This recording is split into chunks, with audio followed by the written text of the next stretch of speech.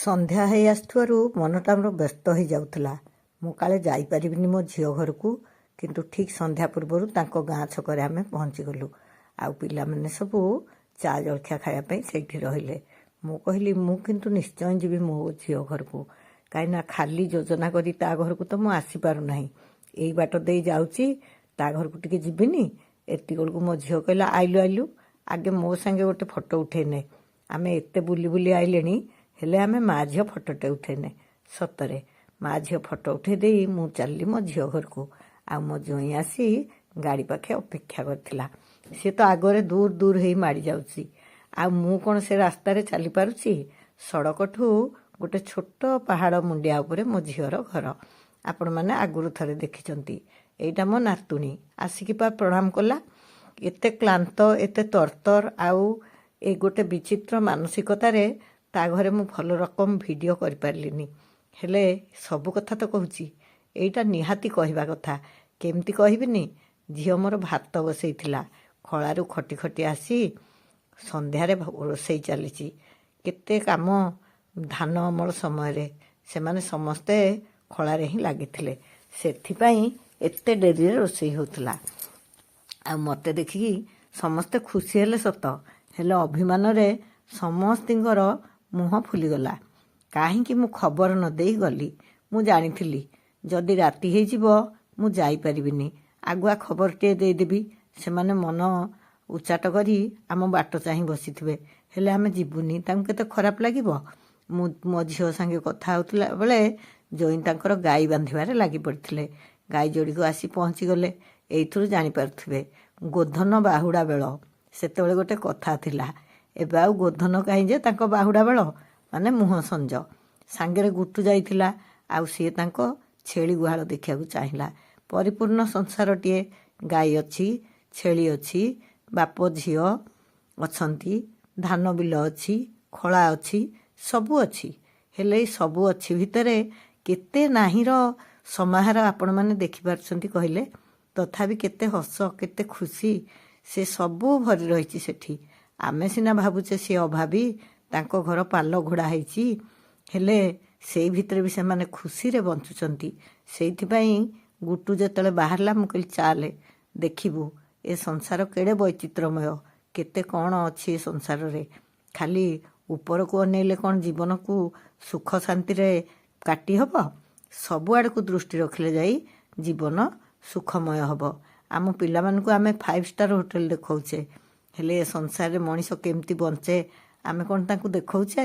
ଅବଶ୍ୟ କାଳେ ଚାଲିପାରିବେନି ବୋଲି ମୁଁ ସବୁ ପିଲାଙ୍କୁ ଡାକିଲି। ଏତିକିବେଳେ ମୋ ଝିଅ ଖାଲି ବ୍ୟସ୍ତ ହେଲା, ମା କ'ଣ ଖାଇବୁ? ଚାହା କରିବି? ମୁଁ ମନା କଲି। ପାଣି ଗ୍ଲାସଟିଏ ମାଗିକି ପିଇଲି। ମୋତେ ଶୋଷ ହେଉ ବା ନ ହେଉ, ମୁଁ ତାଙ୍କ ଘରକୁ ଗଲେ ନିଶ୍ଚୟ ଗୋଟେ ଗ୍ଲାସ୍ ପାଣି ପିଏ, ବା ଅନ୍ୟ କେହି ଏଇଭଳି କାହା ଘରକୁ ଗଲେ ମୁଁ ପାଣି ଗ୍ଲାସଟେ ମୁଁ ନିଶ୍ଚୟ ପିଏ। ତାଙ୍କ ମନରେ ଏମିତି ଗୋଟେ ଭାବନା ନ ଆସୁ ଯେ ମୁଁ ତାଙ୍କ ଘରେ ପାଣି ଟିକେ ପିଇବାକୁ ବା କ'ଣ ଟିକେ ଖାଇବାକୁ ଇଚ୍ଛା କଲି ନାହିଁ। ସତରେ ମୋର ସେଭଳି କୌଣସି ଭାବନା ନାହିଁ। ନିଶ୍ଚୟ ଦିନେ ମୁଁ ତାଙ୍କ ଘରେ ଯାଇ ଭାତ ଖାଇକି ଆସିବି, ଆଉ ଆପଣମାନଙ୍କୁ ସେ ଭିଡ଼ିଓ ଦେଖେଇବି। ମୁଁ ତ ପିଲାଦିନୁ ଏଇଭଳି ପରିବେଶ ଭିତରେ ବଢ଼ିଛି। ସେମାନଙ୍କ ପ୍ରତି ମୋର ଗୋଟେ ସ୍ୱତଃପ୍ରବୃତ୍ତ ଆନ୍ତରିକତା, ଯାହା ମୋ ହୃଦୟ ଭିତରେ ମୁଁ ସାଇତି ରଖିଛି। ସେଇଟା କାହାକୁ ଦେଖେଇବା ପାଇଁ ନୁହେଁ, ବା ଉପର ଠାଉରିଆ ବି ନୁହେଁ। ତେଣୁ ସେଠି ଖାଇଲେ ମୋତେ ନିଶ୍ଚିତ ଭାବେ ଖୁସି ଲାଗିବ। ହେଲେ ଆମେ ସବୁବେଳେ ଆଶ୍ରମ ଯାଉ, ସବୁବେଳେ ତ ଯାଇପାରୁନା, କଦବା କେତେବେଳେ ଯାଉ। ପୁଣି ସମୟ ସୁବିଧା ହେଲେ ତ ମୁଁ ତା ଘରକୁ ଯିବି। ଏ ମଝିରେ ମୁଁ 2 ଥର ଆଶ୍ରମ ଯାଇଥିଲି, କିନ୍ତୁ ମୋ ଝିଅ ଘରକୁ ଯାଇପାରିନଥିଲି। ସେଇଥିପାଇଁ ଏଥର ମୁଁ ନିଶ୍ଚୟ ଯିବି ବୋଲି ଭାବିଥିଲି। ଯାହା ହଉ ଭଗବାନଙ୍କ ଦୟାରୁ ସନ୍ଧ୍ୟା ପୂର୍ବରୁ ଆମେ ସେଠି ପହଞ୍ଚିବାରୁ ମୁଁ ତା ଘରକୁ ଗଲି। କେବଳ ମୋ ଝିଅ ଘର ବୋଲି ନୁହେଁ, ସମଗ୍ର ଗାଁଟି ଦେଖିଲେ ମନରେ ଗୋଟେ ଭାବାନ୍ତର ଆସେ। କେତେ କ'ଣ ଯୋଜନା ଭିତରେ ବି ଏ ଗାଁଟା ଏତେ ଅବହେଳିତ କାହିଁକି? ଅବଶ୍ୟ ପାଣିର ସୁବିଧାଟା ଗାଁରେ ବହୁତ ଭଲ ଥିଲା। ମୋତେ ସେଇତକ ଦେଖି ବହୁତ ଖୁସି ଲାଗିଲା ଯେ ଏଇ ପାହାଡ଼ିଆ ଗାଁଟିରେ ପାଣିଟା ଭଲ ଆସୁଛି, ଆଉ ପାଖରେ ଗୋଟେ ସ୍କୁଲ ବି ଅଛି। କିନ୍ତୁ ଏଇ ଗାଁ ଯାକର ଘର ଏତେ ଜରାଜୀର୍ଣ୍ଣ ଅବସ୍ଥା। ଏଠି କ'ଣ ଇନ୍ଦିରା ଆବାସ ଇତ୍ୟାଦି କୌଣସି ଯୋଜନାଭୁକ୍ତ ହୋଇନାହିଁ? କାହାକୁ ପଚାରିବି ଏ କଥା? ଯଦି ଆପଣମାନେ କିଏ ଏଇ ଭିଡ଼ିଓ ଦେଖୁଥିବେ ବା ଆପଣମାନଙ୍କ କ୍ଷମତା ଭିତରେ ଥିବ, ତାହେଲେ ଥରେ ଚେଷ୍ଟା କରିବେ ଏ ଗାଁରେ ପ୍ରତ୍ୟେକ ପରିବାରର ଉନ୍ନତି ପାଇଁ। ପାହାଡ଼ କଡ଼ର ଏଇ ଗାଁଟି। କଡ଼ କ'ଣ, ପାହାଡ଼ ମୁଣ୍ଡିଆରେ। ଭଲ ଘର ଖଣ୍ଡେ ନହେଲେ ଶୀତ କାକରରେ ସେଠି ରହିବା କେତେ କଷ୍ଟକର ହେଉଥିବ ସତରେ। ମୁଁ ତ ଖାଲି ସେଇଆ ଭାବୁଥିଲି। ଆଉ ସବୁ କଥା ଭିତରେ ବି ସେ ଗାଁର ଦୃଶ୍ୟ ସବୁ ଦେଖୁଥିଲି, ଆଉ ସେଇ ବିଷୟରେ ବିଶ୍ଳେଷଣ କରୁଥିଲି। ଏତିକି ବେଳେ କିଛି କାଠ ଧରି ସେ ପାଖ ବଜାରକୁ ବିକ୍ରି କରିବା ପାଇଁ କିଛି ଲୋକ ବାହାରିଲେ। ମୁଁ ମୋ ଝିଅକୁ ପଚାରିଲି, ମା, ଏ କାଠ ଗଛାର ଦାମ କେତେ? ଆପଣମାନେ ବି ଦେଖିପାରୁଥିବେ ସେ କାଠ ଗଛା। କଞ୍ଚା ଗଛ ହାଣି କାଠ ବିକିବା ନିଷେଧ, ଠିକ୍ କଥା ବି। କିନ୍ତୁ ଯେଉଁ ଡାଳପତ୍ର ହାଣିକି ମରିକି ପଡ଼ିଥାଏ, ଯେଉଁ ଶୁଖିଲା ଡାଳ, ସେଇ ଗଛା ସବୁ ଆଣି ସେମାନେ ପାଖ ହୋଟେଲରେ ଦିଅନ୍ତି। ଏଇ ବିରାଟ ଗଛାଟିର ଦାମ ମାତ୍ର 100 ଟଙ୍କା। ଦେଖନ୍ତୁ କେତେ ଲୋକ କାଠ ଧରି ଯାଉଛନ୍ତି ବିକ୍ରି ପାଇଁ। କେତେ କଠିନ ପରିଶ୍ରମ। ପାହାଡ଼ରୁ କାଠ ଆସିବ, ପୁଣି ମୁଣ୍ଡେଇକି ବଜାରକୁ ନେବେ, ଆଉ ତାର ମୂଲ୍ୟ ମାତ୍ର 100 ଟଙ୍କା। ସବୁ କଥା ଭାବି ମୁଁ ଖାଲି ଆନମନା ହେଉଥିଲି। ଏଣେ ପିଲାମାନେ ଚା ଜଳଖିଆ ଦୋକାନରେ ଆମକୁ ଅପେକ୍ଷା କରିଥିବେ। ଶୀଘ୍ର ଫେରିଯିବାକୁ ହେବ। ମନା କଲି, ତମେ ଦିନଯାକ କ୍ଳାନ୍ତ ହେଇଛ, ରୋଷେଇ ବସିଛି, ତମେ ଆସନି। ସେମାନେ କହିଲେ, ଝିଅ ଭାତ ଦେଖିବ, ଆମେ କିନ୍ତୁ ଯିବୁ। ମୋ ଝିଅ ଜୋଇଁ ଗାଡ଼ି ପର୍ଯ୍ୟନ୍ତ ଆସିଲେ। ତାଙ୍କ ଆନ୍ତରିକତାରେ ମୁଁ ଅଭିଭୂତ ହେଉଥିଲି। କିଛି ନଥାଉ, ସ୍ନେହ ମମତା କିନ୍ତୁ ସେମାନଙ୍କ ଅନ୍ତରରେ ଭରି ରହିଛି। 2 ଜଣ ଯାକ ଆମକୁ ଗାଡ଼ି ପର୍ଯ୍ୟନ୍ତ ବଳେଇ ଆଣିଲେ। ଆଉ ମୁଁ କହିଲି, କେବେ ଥରେ ଚାଲୁନ ଆମ ଘରକୁ।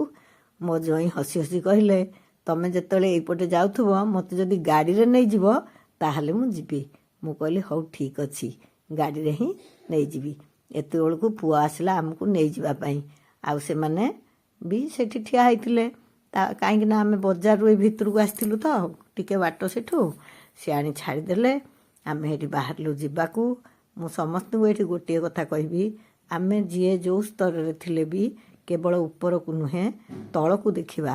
ତଳକୁ ଦେଖିଲେ ଆମ ନିଜେ ଶାନ୍ତିରେ ରହିପାରିବା, ଆଉ ଅନ୍ୟ ପାଇଁ କିଛି କରିବା ପାଇଁ ମନରେ ଆଗ୍ରହ ଆସିବ। ଉପରକୁ ଦେଖିଲେ ଆମ ଭିତରେ ହୀନମନ୍ୟତା ଆସିବ।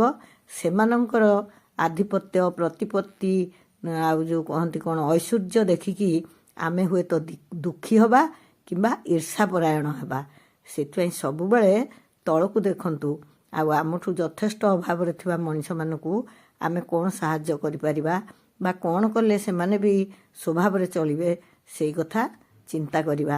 କାହାର ଉପକାର ନ କଲେ ନାହିଁ, କାହାର ଅପକାର କରିବା ନାହିଁ, ବା କାହାର ସ୍ତ୍ରୀ ସମୃଦ୍ଧିକୁ ଦେଖି ନିଜ ଜୀବନକୁ ବ୍ୟସ୍ତ ବିବ୍ରତ କରିବା ନାହିଁ।